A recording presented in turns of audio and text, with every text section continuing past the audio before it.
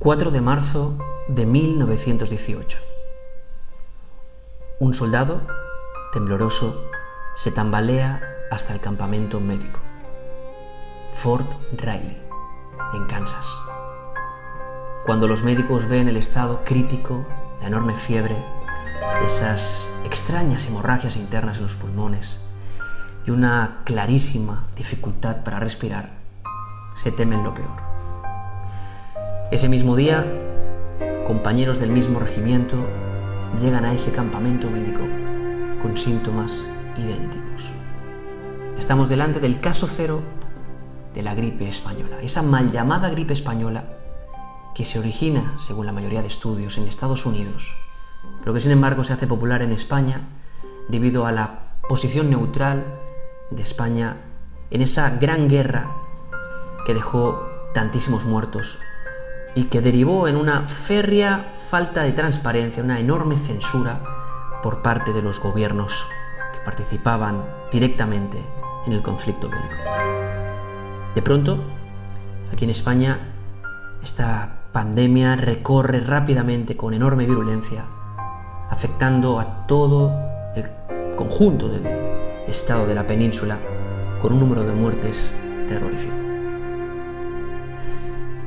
Muy bienvenidos, queridos inefables, a este segundo podcast, a este segundo episodio del Horizonte de los Inefables. Como sabéis, un programa que hacemos Cristian Bonilla y un servidor con muchísimo cariño, con el fin de que podamos tratar temas inefables, ¿no? Que no se pueden explicar con palabras, que siempre tienen un elemento en común, que es el humanismo, la curiosidad por las personas, por tratar de entender desde una perspectiva psicológica y humanitaria lo que nos ocurra, ¿no?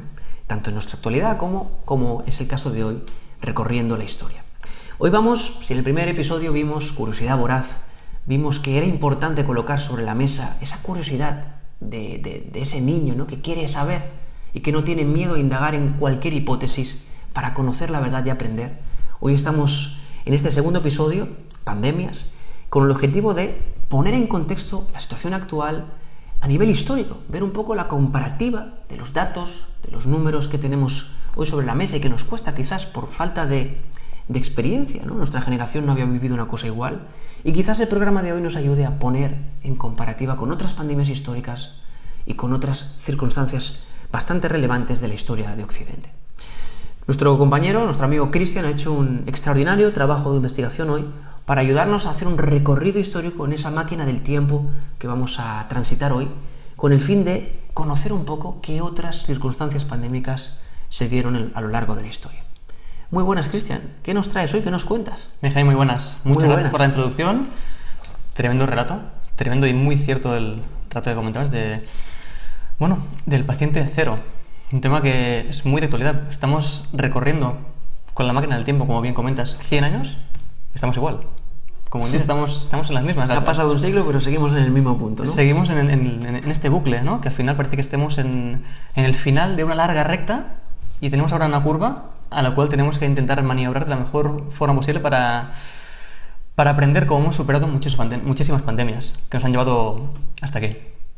Me encanta lo que planteamos hoy. Creo que es un tema muy interesante porque se han hecho muchos documentales, podcasts, noticias y se ha tocado muy por encima el recorrido histórico, ¿no? Yo creo que nosotros hoy aquí, desde el Horizonte de los Inefables, Cristian, podemos, ¿por qué no?, dar un punto más, ¿no? Empecemos por lo básico, ¿no? Oye, ¿qué datos tenemos actualmente Vamos directos del COVID? A los datos, que al final los datos, lo que nos gusta, ser empíricos con lo que se puede demostrar, aunque entendiendo, como bien comentabas, lo que pasaba hace 100 años también es recurrente, que la transparencia siempre brilla por su ausencia. Al final estamos con los datos que tenemos confirmados. Aquí en España tenemos datos que hay ciertos indicios, estudios y científicos que dicen que, los datos pueden ser fiables hasta cierto punto. ¿De qué cifra estábamos hablando? Estamos ahora hablando mismo oficial, ¿eh? Oficiales. Aquí en España hablamos son casi 240.000 contagiados por coronavirus, con más de la mitad, unos 150.000 ya curados. Es decir, con alta, ¿no? Con alta médica, ya, porque hay gente que ya con sintomatología muy leve, pero curados ya con alta médica, más de la mitad. Buenísimo. La peor cifra, la que tenemos que decir, la que sabemos de actualidad, son los casi 30.000 fallecidos, 27.000. Y esto lo extrapolamos al mundo y estamos hablando de que esta pandemia brutal ha contagiado ya a más de 5.500.000 personas en todo el mundo, con datos que hay que coger un poco con pinzas, gente que tiene acceso a la sanidad, gente que no, gente que se ha quedado en casa y no ha ido al médico. Claro, yo creo que hay que hacer un matiz aquí, ¿no, Cristian? Para nuestros espectadores, para los inefables, ¿no? Y es que, claro, hay que entender, como dice Cristian, que, claro, para que nosotros anotemos en el registro estadístico un caso confirmado, significa necesariamente que esa persona ha ido al médico, el médico le ha hecho un PCR, una prueba de diagnóstico, y ese diagnóstico ha dado positivo. Pero claro, como decíamos, no en todos los países del mundo, ni siquiera todas las personas de nuestro país están acudiendo al médico cuando tienen sintomatología. Exacto. Algunos lo habrán pasado sintomático en casa, otros habrán tenido síntomas quizás más notorios, pero no habrán querido ir al médico por un poco esa fobia que se ha generado por el pánico transmitido por los medios, y en otros países directamente pues no tendrán recursos ni de PCR ni nada. Así que, correcto, ¿cuántos miles o incluso millones de casos no estarán contabilizados, ¿no? Exacto, las cifras que tenemos son relativas. Al final quizá es un segmento de la realidad. Y bueno, lo que comentamos son 5.500.000 en todo el mundo, con más de la mitad, ya hablamos de 2,5 millones de gente curada. Uh-huh. Y bueno, el peor dato que tenemos que dar siempre son los fallecidos, que están al borde de los 350.000. 350.000 muertos ahora mismo. Correcto. Confirmados de coronavirus. Oye, esto cuando lo comparamos con otras crisis de la historia de la humanidad, como por ejemplo la gripe española, ¿dónde estaríamos? ¿Dónde estaría la cifra de muertos más o menos ahora confirmada de la gripe española, 1920? Hablando de hace 100 años y tomando el calibre de que hace 100 años, del siglo XX, ahora todo ha mejorado muchísimo, pero entendiendo que esa gripe está considerada, la gripe española, como la más devastadora de la historia. Se llevó por delante entre 20 y 40 millones de personas. O sea, murieron más de 20 millones de personas por la gripe, directamente por la gripe. Muy cierto, brutal. Claro, comparado con las cifras actuales, parece irrisorio, pero no deja de ser muy grave lo que estaba ocurriendo y lo que ocurrió hace 100 años. Con los medios de entonces lo entendimos, pero bueno, está considerada la tragedia, la pandemia más importante de la historia humana. No, y creo además que no está de más contabilizar también, porque sí que había habido algún estudio, ¿verdad, Cristian?, que hablaba incluso de 50 millones de muertos o hasta 100 millones de muertos, según algunos historiadores, directamente relacionados con la gripe española, por un poco lo que decíamos, cómo se contabilizan los casos, ¿no? En algunas zonas del mundo, porque afectó incluso a poblados minúsculos de Alaska, por lo visto, ¿no? Que incluso con el tiempo, con el paso de los años, se hicieron estudios que demostraron que había gripe española en lugares congelados, aún se encuentran en cuerpos. Correcto. Cierto, ¿no? Entonces, claro, estamos hablando que probablemente pues también estaríamos en cifras casi rozando los 50 o 100 millones de muertos, ¿no? Hay que entender que cuando esto lo comparamos, por ejemplo, es difícil ahora compararlo con el COVID, un poco por lo que decíamos, ¿no? Está todo muy reciente todavía para hacer una valoración final, ¿no?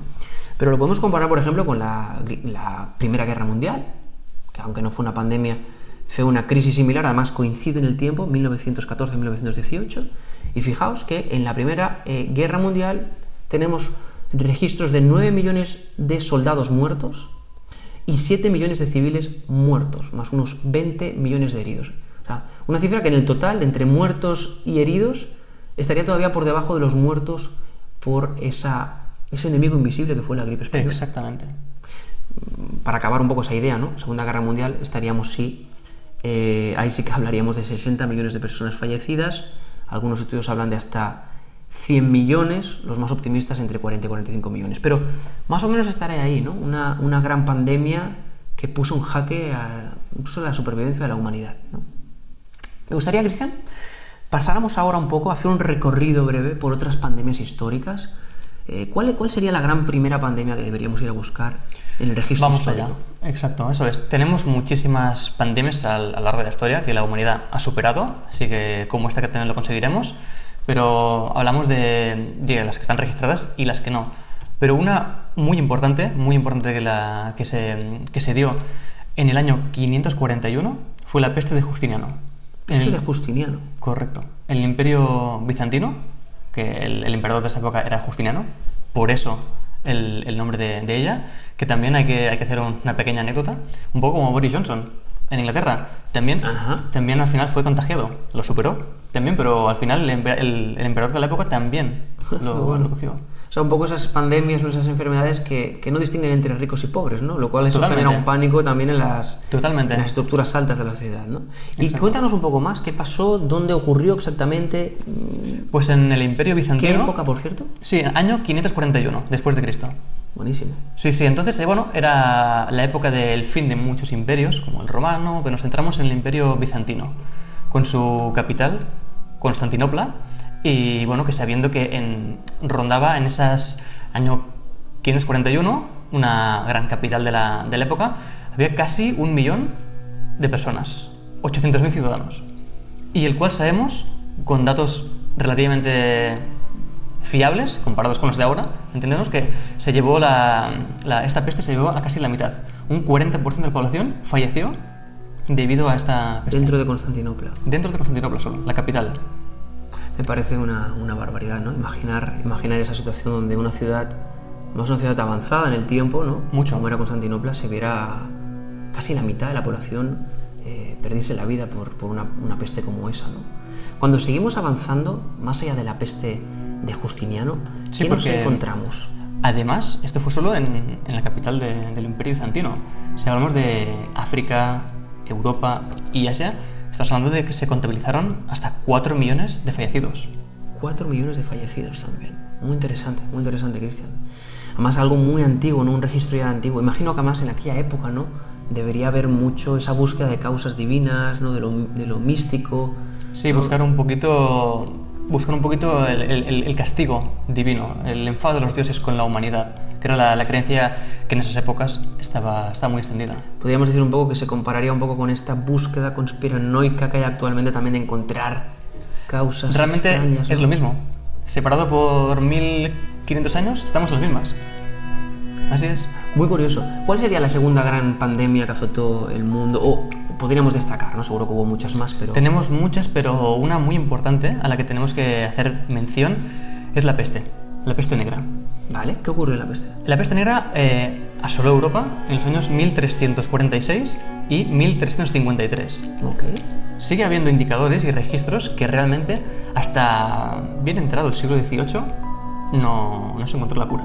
Pero en esos años es esta peste que azotó Europa y también se achacaba mucho el enfado de los dioses, ¿no? Con la humanidad, hasta que se pudo averiguar que provenían, entendiendo las condiciones de las viviendas de la época, que el animal transmisor al humano era de las ratas y roedores. Las pulgas transmitían con su picadura la infección al humano. Por eso, porque se ha hablado también en estos últimos días, ¿no? De que la garrapata, qué papel jugaba la garrapata dentro de los murciélagos de herradura, ¿no? Vemos un poco que seguía habiendo esos huéspedes, esos reservorios animales, ¿no? Que parece que son grandes propagadores, ¿no? Además imagino que en una época, ¿no? Edad Media, siglo XIV, donde la convivencia en las granjas, en las ciudades, entre ratas y humanos, pues debía de ser muy habitual. Por tanto, imagino que la propagación también debió de ser masiva, ¿no? Sí, sin duda. Al final fue una epidemia terrible y bueno, estamos hablando de que se llevó del 60 al 70% de la población de la época. ¿Del 60 al 70% de la población de la época? ¿Esos son registros de la península ibérica? Correcto, de la península ibérica. Sobre todo, también hay que hacer mención especial a que, sobre todo, los registros son de Europa, los más fehacientes, pero en la península ibérica, Portugal, España, fue donde más hincapié y énfasis puso. Curioso que siempre, ¿no? Esta zona... Curioso, recurrente. ¿No? Se han hecho estudios también, ¿no? De hasta qué punto puede ser que incluso la genética, ¿no? de las personas de aquí pueda estar influyendo por ese exceso de la reacción. Hace poco un doctor lo comentaba, ¿no? El tema de que quizás, pues bueno, estamos hechos de una pasta diferente, ¿no? Y reaccionamos muy virulentamente, nuestro sistema inmunológico reacciona muy bestia contra esas infecciones, ¿no? Hay que decir un dato añadido, ¿no? A lo que comentabas, la población europea pasó de 80 a 30 millones de personas, porque tenía como gran característica las manchas negras que aparecían, ¿no? De ahí se llamaba la peste negra, y que fue siguiendo repitiéndose, fue siguiendo creando nuevas oleadas a lo largo de la historia hasta el siglo XVIII, cuando se considera que fue el último azote. Igualmente, el gran punto clave a nivel cronológico fue ese siglo XIV, porque nunca más se volvió a reproducir con semejante virulencia y con tal número de muertos. ¿Qué tenemos más, Cristian? Vamos a pasar a la siguiente. ¿Qué más podríamos destacar a nivel histórico? Pues cogiendo el hilo argumental que seguimos, pues hasta el siglo XVIII la peste negra no fue erradicada, pero seguíamos y se siguen con muchas epidemias. La viruela. En el siglo XVIII la viruela era prácticamente una enfermedad infecciosa recurrente, infección de muchísimos años que no se sabía lo que hacíamos, no había ningún sistema de sanidad, al final todo era la alquimia, ¿no? de la época, al final no había ni un control ni higiene. Y al final la viruela en el siglo XVIII causó estragos. ¿Qué letalidad tenía? Un 35%, correcto, así es. Una locura, ¿no? Una locura. Claro, ¿y por qué zonas afectó la viruela? Pues la tenemos extendida por toda Europa. Toda Europa también, ¿no? Uh-huh. Interesante la viruela, ¿no? Porque es una enfermedad que todavía hoy suena, ¿no? De alguna manera, aunque está extinguida, ¿no? Correcto, está extinguida. Parece que esté todavía en el recuerdo de nuestras generaciones anteriores, ¿no? No parece que sea tan lejano, quizás, como esas pestes, ¿no? Negras, ¿no? Que de las que mencionábamos antes. Hay que comentar también, ¿no? Yo creo que es interesante para contextualizar esto, que vivíamos en un contexto, en aquellos, hasta el siglo XVIII, donde la disentería, el sarampión, incluso podemos hablar de la lepra como gran enfermedad infecciosa temida, ¿no?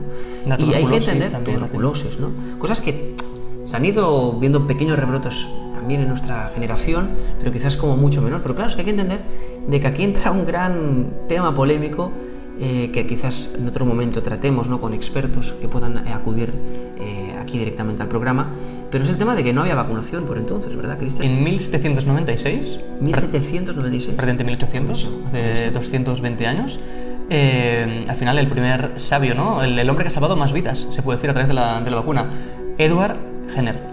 Qué interesante, o sea, Edward Jenner es el primero, 1796. Este nombre, correcto. Es decir, oye, ¿y qué pasa si inoculamos esa parte del virus, pero atontada, ¿no? Digamos... Sí, ya, un virus ya enseñado, ¿no? Lo que se diría, ensinistrado, cautivo, pues lo inoculó en un niño de 8 años, Phillips, y fue la primera prueba. Hay indicios, tampoco hay mucha ciencia cierta, decían que en China ya hacía años que practicaban. Pero bueno, en China también en esos momentos estaba muy cerrada aún, así que tampoco tenemos grandes datos.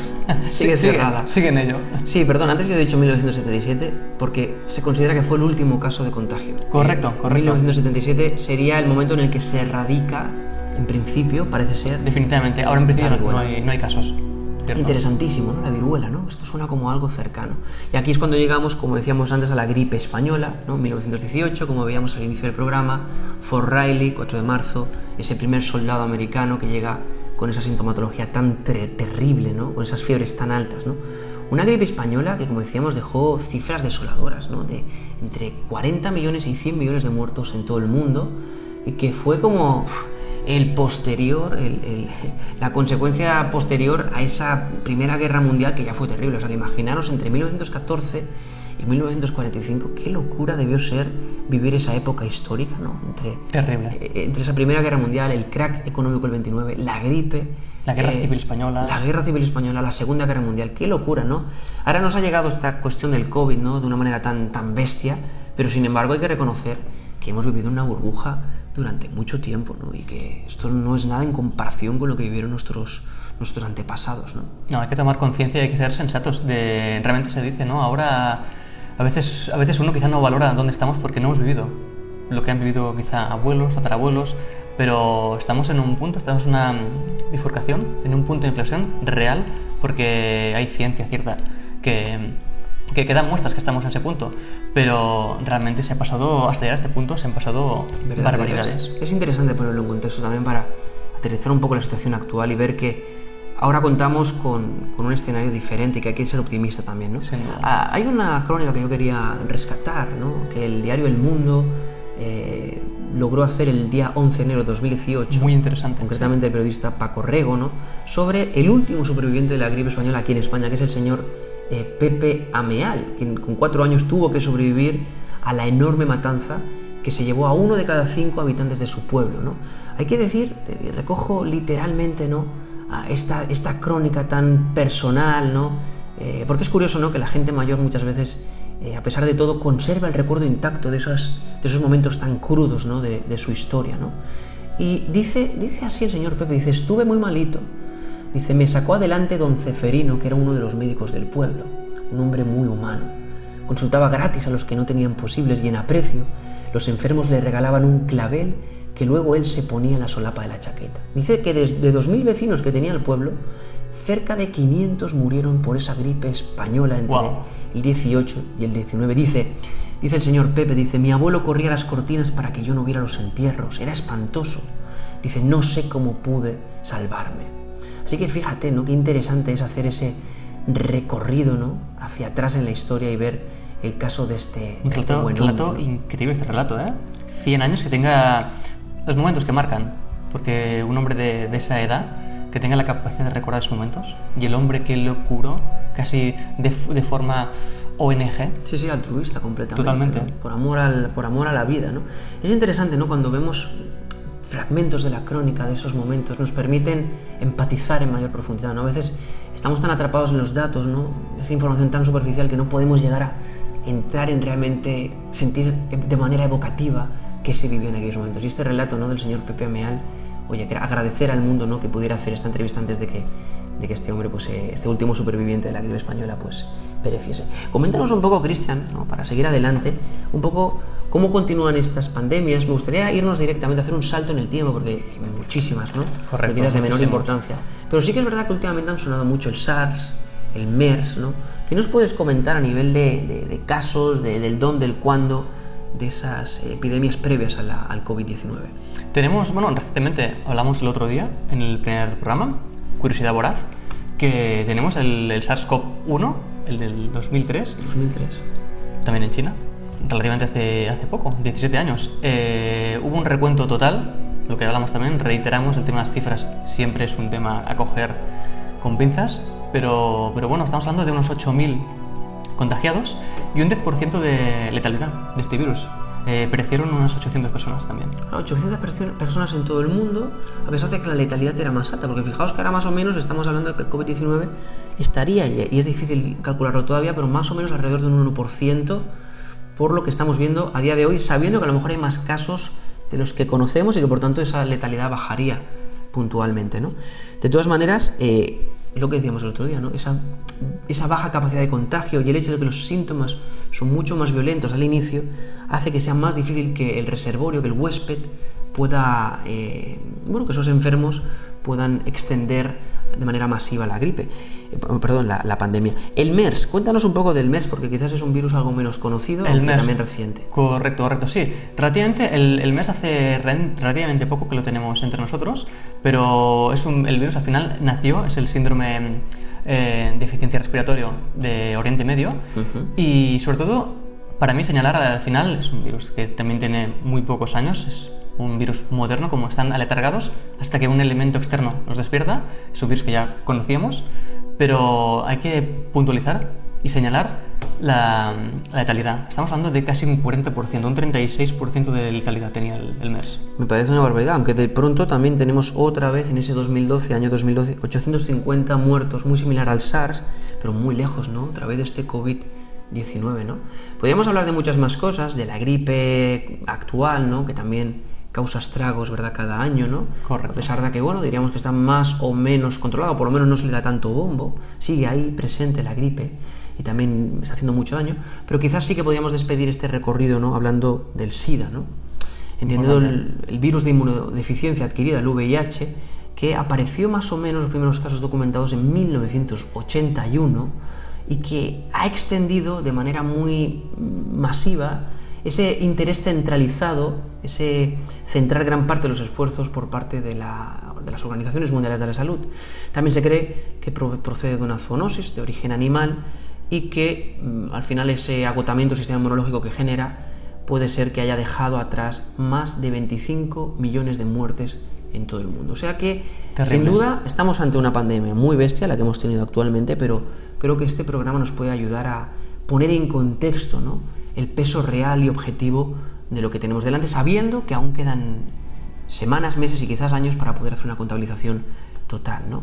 Y evidentemente sin infravalorar ninguna vida, ¿no? Una sola muerte es realmente terrible. Me gustaría hacerte una pregunta, Cristian, ¿no? Ya hay un poco con esa intención de ir cerrando el programa, ¿no?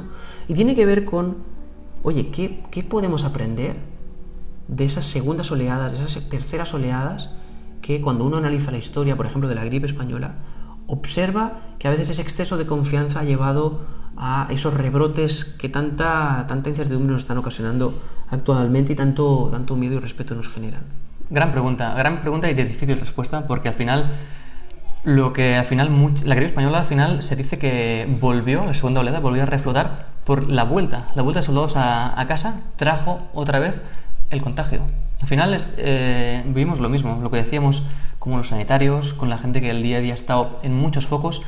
Es inevitable al final la vida de hace 100 años a la de ahora, al final, aunque evidentemente no estamos en tema de la globalización ni demás, pero la gente se sigue moviendo y es casi inevitable. Si un virus está en su fase de máximo crecimiento, es muy difícil erradicarlo, y si no, es a través de la cautela, la prevención, la contención, la distancia social.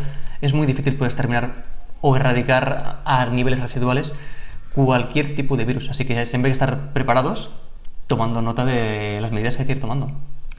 Me encanta que hayamos hecho ese recorrido, totalmente de acuerdo. Creo que podemos hacer un llamamiento a la prudencia, a tomar. Es un momento quizás que invita al exceso de confianza, pero que quizás se tiene que compensar con el antídoto de la prudencia. Quizás todavía no es momento de volvernos locos, porque si hacemos las cosas bien, parece que de alguna manera esto va a acabar, esto va a tener un final, y algún día lo recordaremos como una anécdota, y ojalá que hayamos aprendido como país, como sociedad, a tener otros protocolos más inteligentes para evitar este tipo de circunstancias que, como hemos visto hoy en este programa, pueden repetirse, puesto que ya se dieron en el pasado, ¿no? Simplemente comentar, Inefables, que ha sido un verdadero placer estar en este segundo programa con vosotros. Os dejamos también aquí de nuevo el correo electrónico, elhorizontedelosinefable@gmail.com. Sabéis que nos podéis dejar vuestros comentarios en la caja de comentarios y darnos mucho apoyo suscribiéndonos al canal. Es un programa muy nuevo, pero sin lugar a dudas estamos poniéndole mucho cariño. Comentar también, Cristian, que hemos incorporado dentro del canal la bitácora de la mente, donde un servidor, Benjamín Porras, voy a estar como muy recomendable. Voy a estar echándonos una mano con pequeñas capsulitas, pequeñas píldoras que nos pueden ayudar a reflexionar un poco sobre cosas que a veces pues no tenemos tiempo de reflexionar y de quizás dar una vuelta de tuerca más. Así que estrenamos la bitácora de la mente. También pronto Cristian nos va a presentar su nuevo proyecto dentro del Horizonte de los Inefables y más sorpresas, entrevistados y otras sorpresas que os vamos a presentar. Correcto, sí. Os enviamos un abrazo muy fuerte, Inefables. Inefables, bienvenidos y gracias por seguirnos otra vez. Esperamos veros pronto. Gracias por estar allí. Hasta pronto. Adiós. Chao.